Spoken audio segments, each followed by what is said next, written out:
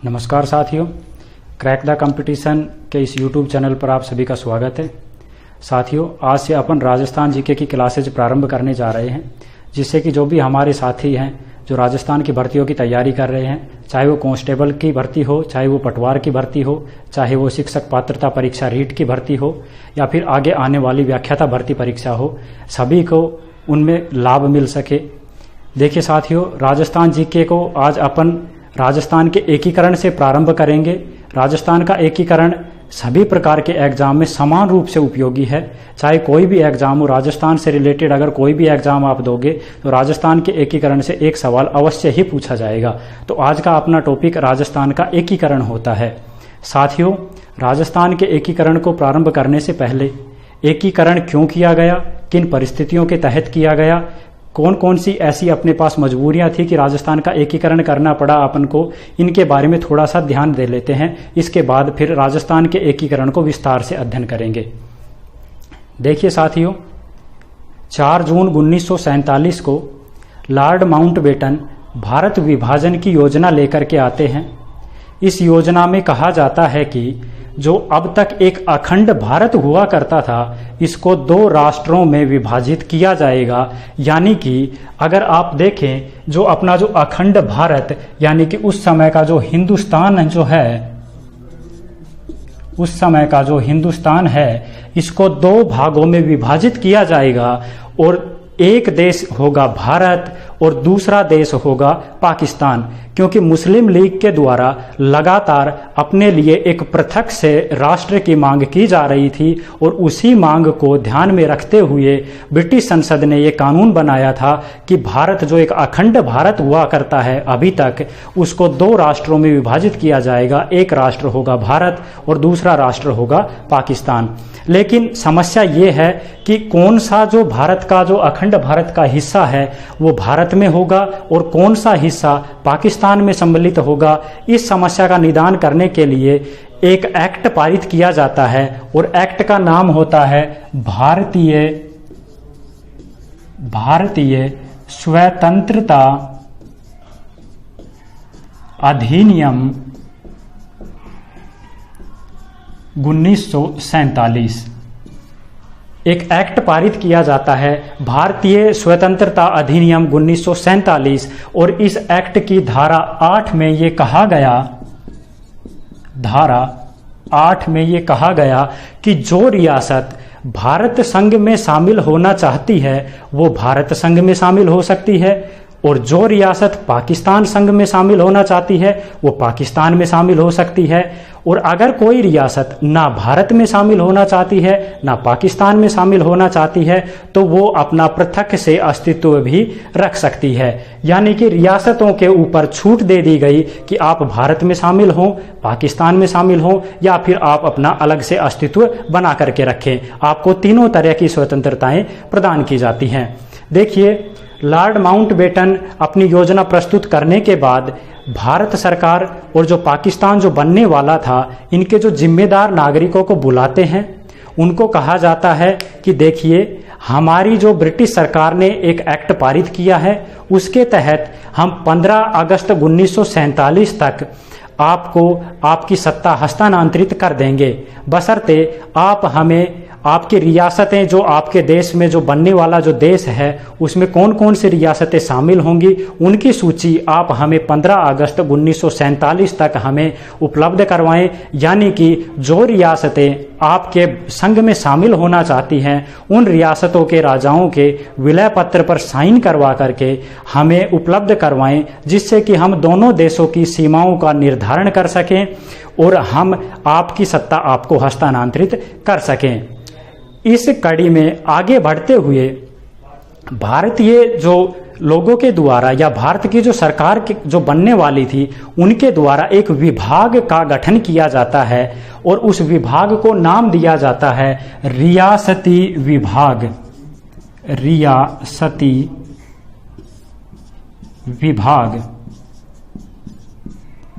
और रियासती विभाग की स्थापना कब की जाती है?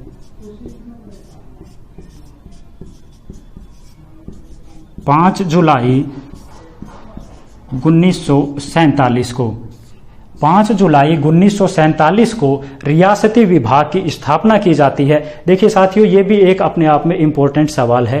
ये काफी बार पूछा जाता है कि रियासती विभाग की स्थापना कब की जाती है। 5 जुलाई 1947 को रियासती विभाग की स्थापना की जाती है और इसके अध्यक्ष बनाए जाते हैं, रियासती विभाग का अध्यक्ष बनाया जाता है सरदार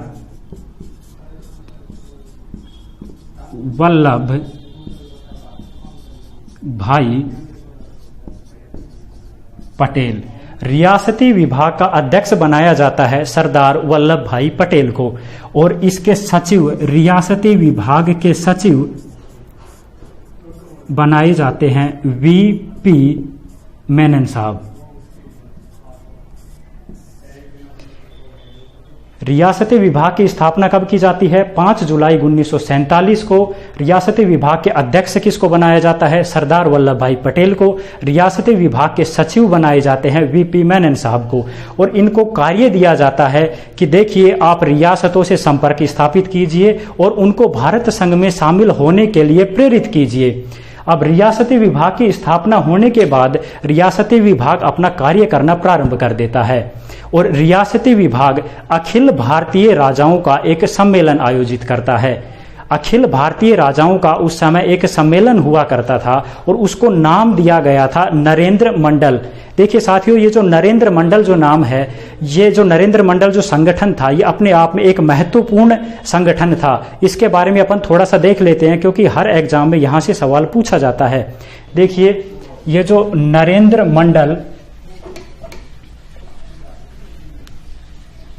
मंडल जो था, इसकी स्थापना नरेंद्र मंडल, इसकी स्थापना की गई थी 1919 के अधिनियम के द्वारा। 1919 के अधिनियम के द्वारा। इस अधिनियम को एक नाम से और भी जाना जाता है और वो नाम है मॉन्टेग्यू चैम्सफोर्ड अधिनियम।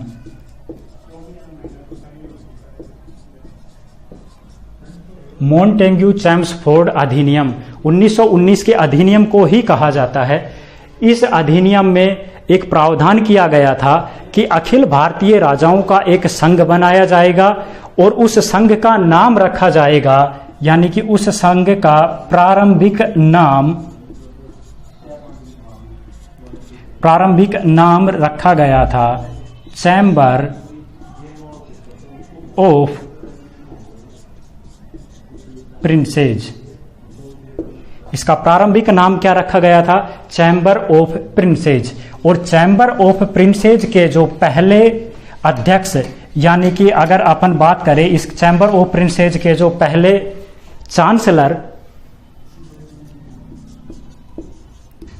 पहला चांसलर किसे बनाया गया?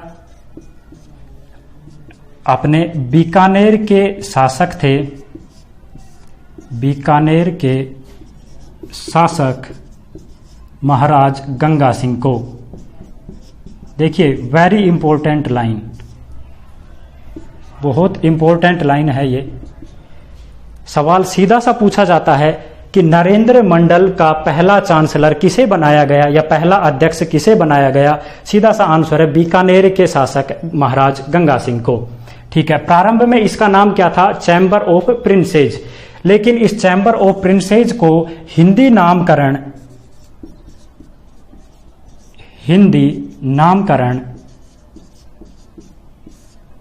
अलवर के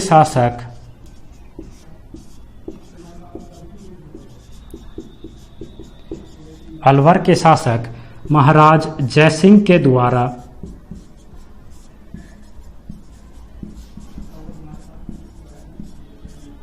देखिए, जो अलवर के जो शासक थे महाराज जयसिंह, ये हिंदी भाषा के प्रबल पक्षधर थे, यानी कि ये कि हिंदी भाषा को आगे बढ़ाने वाले व्यक्ति थे। इसलिए इन्होंने आग्रह किया कि जो चैम्बर ऑफ प्रिंसेज नाम है इसको बदल करके आप नरेंद्र मंडल कर दीजिए। तो ये पूरा जो है नरेंद्र मंडल के बारे में जानकारी है। नरेंद्र मंडल की स्थापना 1919 के अधिनियम के द्वारा की गई।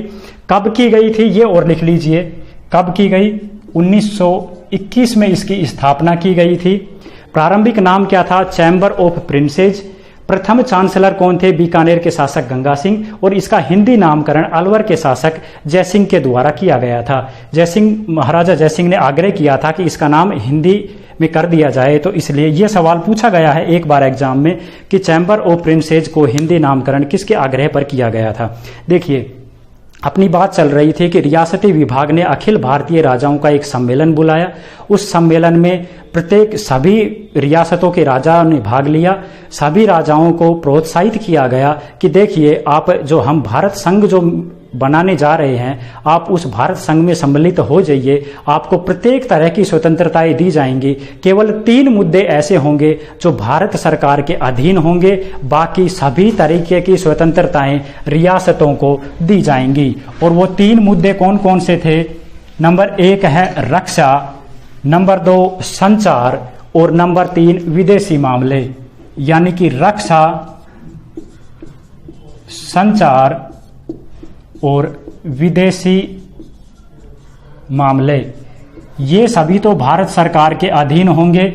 और इनके अलावा जितने भी मामले हैं वो रियासतों को उनमें स्वतंत्रताएं दी जाएंगी। देखिए, रियासती विभाग द्वारा दिए गए एक प्रभावी उद्बोधन के बाद सभी राजाओं ने विलय पत्र पर एक एक करके साइन करने प्रारंभ कर दिए। ठीक है, इसी क्रम में राजस्थान की रियासतों ने भी विलय पत्र पर साइन करने प्रारंभ किए। अब अपन राजस्थान के परिप्रेक्ष्य में अगर बात करें तो राजस्थान की ऐसी कौन सी रियासत थी जिसने सबसे पहले विलय पत्र पर साइन किए थे? तो अगर अपन इसकी बात करें, राजस्थान की पहली रियासत जिसने विलय पत्र पर साइन किए, राजस्थान की पहली रियासत जिसने विलय पत्र पर साइन किए वो रियासत थी बीकानेर रियासत।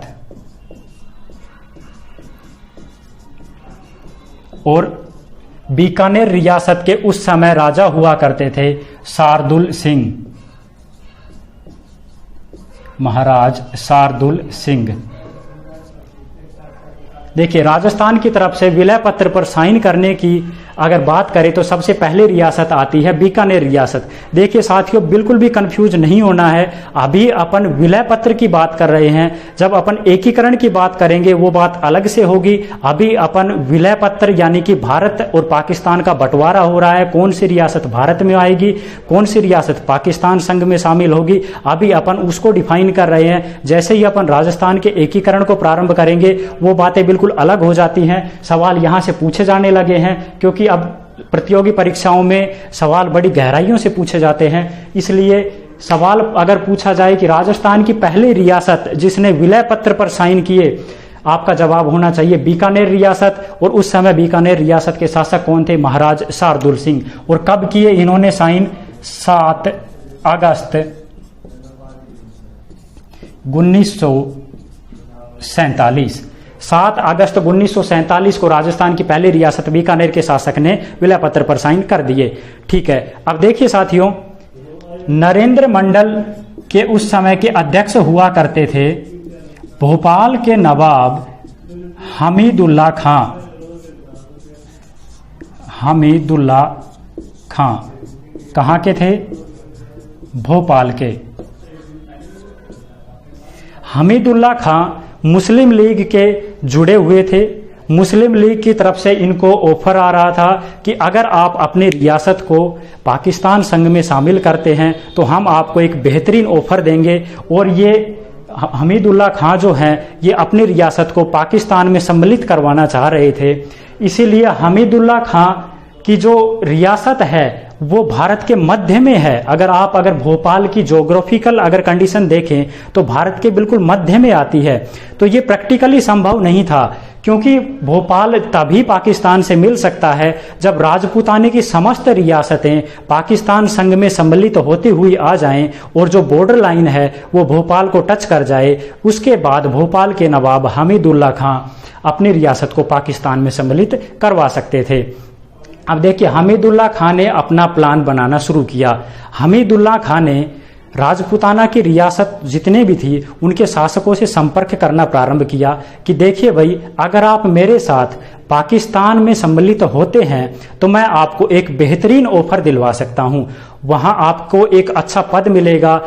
जैसे जो भी कुछ लोभ प्रलोभन इनके द्वारा दिया जा सकता था, इन्होंने राजपूताना की समस्त रियासतों को लोभ प्रलोभन देना प्रारंभ कर दिया। और इसी कड़ी में इन्होंने सबसे पहले बात की जोधपुर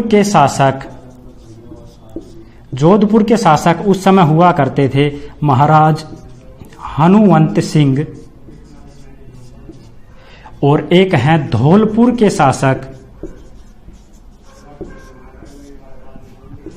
शासक उस समय हुआ करते थे उदयभान सिंह। हमीदुल्लाह खान ने जोधपुर के शासक हनुमंत सिंह और धौलपुर के शासक उदयभान सिंह से बात की और इनको कहा कि देखिए, अगर आप राजपूताना की रियासतों को अगर आप समझा सकें और अगर पाकिस्तान संघ में अगर आप सम्मिलित करवा सकें तो मैं आपको एक बेहतरीन वहां से ऑफर दिलवा सकता हूं आपको।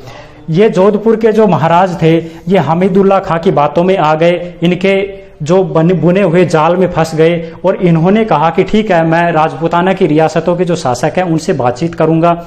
तो जोधपुर के शासक ने पत्र लिखा उदयपुर के शासक को, और उदयपुर के शासक हुआ करते थे महाराणा भूपाल सिंह। महाराणा भूपाल सिंह को पत्र लिखा जोधपुर के शासक ने और कहा कि अगर महाराणा साहब, अगर आप पाकिस्तान संघ में सम्मिलित हो जाएं तो मैं आपको एक बेहतरीन वहां से ऑफर दिलवा सकता हूं। अगर आप पाकिस्तान संघ में सम्मिलित हो जाएंगे तो आपकी जो रियासत का जो स्टेटस है वो इतना हाई है कि आपको देख करके बाकी की रियासतें हैं वो भी पाकिस्तान में सम्मिलित हो सकती हैं।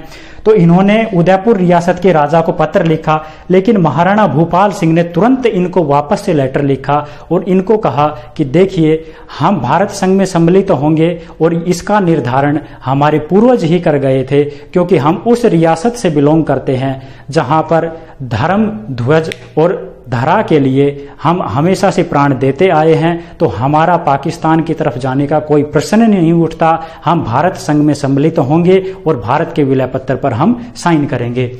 तो उदयपुर के शासक महाराणा भूपाल सिंह के द्वारा मना करने के बाद जोधपुर के शासक के पास कोई ऑप्शन था नहीं।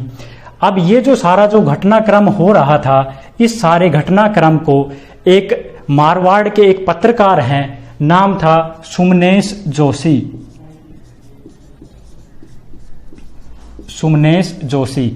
इनका एक अखबार निकलता था रियासत, याद रखिएगा, पत्रकार का नाम था सुमनेश जोशी और रियासत इनके जो समाचार पत्र था उसका नाम था रियासत। ठीक है, ये जो कुछ भी चल रहा था जोधपुर के राजा और भोपाल के नवाब के मध्य जो षड्यंत्र चल रहा था, इसको प्रमुखता से प्रकाशित किया सुमनेश जोशी ने अपने समाचार रियासत में, और ये सूचना पहुंच जाती है रियासती विभाग के पास।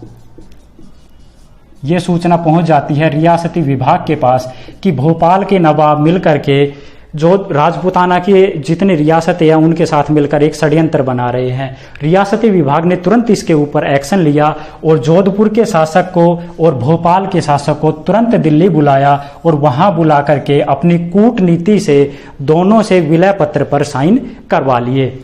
अब जोधपुर के शासक ने साइन कर दिए, भोपाल के शासक ने साइन कर दिए, भोपाल के नवाब ने साइन कर दिए, बच जाती है एकमात्र रियासत धौलपुर। अब धौलपुर के पास कोई विकल्प बचता नहीं है, तो आखिरकार धौलपुर को भी साइन करने पड़ते हैं। धौलपुर भी विलय पत्र पर साइन कर देता है। इसी तरीके से धौलपुर राजस्थान की तरफ से विलय पत्र पर साइन करने वाली आखिरी रियासत होती है, और न केवल राजस्थान की तरफ से भारत की आखिरी रियासत होती है जिसने विलय पत्र पर साइन किए। और ये कब करते हैं साइन?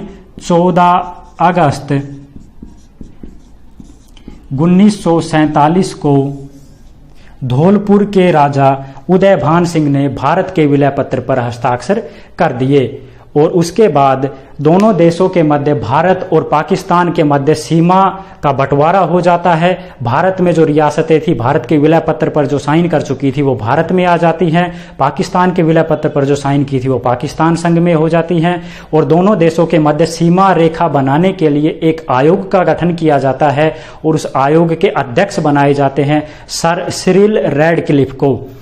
आयोग के अध्यक्ष बनाए जाते हैं सिरिल रैडक्लिफ, और ये दोनों देशों के मध्य सीमा रेखा का निर्धारण करते हैं। इसलिए भारत और पाकिस्तान के मध्य की जो सीमा रेखा है वो किस नाम से जानी जाती है? रैडक्लिफ लाइन के नाम से जानी जाती है। ठीक है, देखिए साथियों, भारत संघ में कुल 562 रियासतों ने भारतीय संघ में शामिल होने के लिए विलय पत्र पर साइन किए थे। कुल 562 रियासतों ने, केवल 3 रियासतें ऐसी बची थी जिन्होंने ना तो भारत संघ में शामिल होने के लिए हस्ताक्षर किए थे, ना पाकिस्तान संघ में शामिल होने के लिए हस्ताक्षर किए थे। वो अपना स्वतंत्र अस्तित्व बनाए रखे हुए थी, और वो 3 रियासत थी। पहली रियासत थी जम्मू कश्मीर, दूसरी रियासत थी हैदराबाद, और तीसरी रियासत थी जूनागढ़, जिनको आजादी के बाद भारत संघ में मिलाया गया। जूनागढ़ को जनमत संग्रह के द्वारा,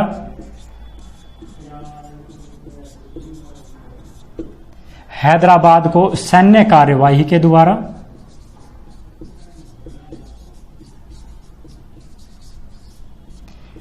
एक ऑपरेशन चलाया गया था, नाम रखा गया था ऑपरेशन पोलो,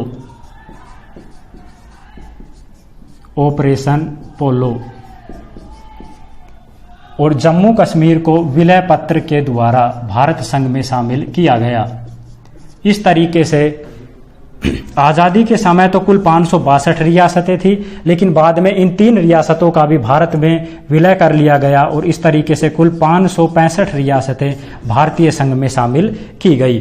देखिए साथियों, रियासतों को भारत संघ में शामिल किया जा चुका था, लेकिन रियासती विभाग ने यह महसूस किया कि इन रियासतों को ज्यादा समय तक एकता के सूत्र में बांध के रखना बड़ा ही दुष्कर कार्य है, क्योंकि रियासतें अगर इसी स्थिति में अगर अपन ने इन रियासतों को छोड़ा तो बहुत ही जल्द ये रियासतें वापस से अलग हो जाएंगी। तो इसके लिए रियासती विभाग ने 16 दिसंबर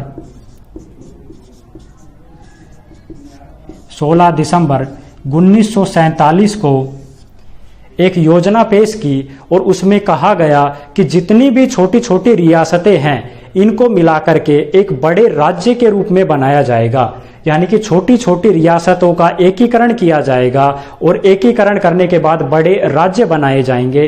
तो इस तरीके से 16 दिसंबर 1947 को एकीकरण की प्रक्रिया प्रारंभ होती है, और इसी एकीकरण की प्रक्रिया में राजस्थान का भी एकीकरण किया जाता है। तो राजस्थान का एकीकरण करने से पहले की जो परिस्थितियां थी वो अपन ने देखी कि इन परिस्थितियों के तहत राजस्थान के एकीकरण को किया गया था। अब राजस्थान का एकीकरण कैसे किया गया, कितना समय लगा, कितने चरणों से होकर के गुजरा, ये सब अब अपन एक अगली वीडियो में पढ़ेंगे। तो आज के लिए इतना ही, फिर मिलते हैं नेक्स्ट वीडियो में।